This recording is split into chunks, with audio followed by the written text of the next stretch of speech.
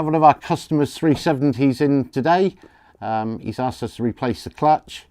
Whilst he's here, we're going to be fitting the zSpeed C.M.A.K clutch fork replacement kit. This entails stripping out the gearbox, which we'll be doing for the clutch. We're going to be cutting the clutch fork in, removing the standard slave cylinder, putting a new slave cylinder on the outside of the gearbox with braided lines and all the necessary brackets.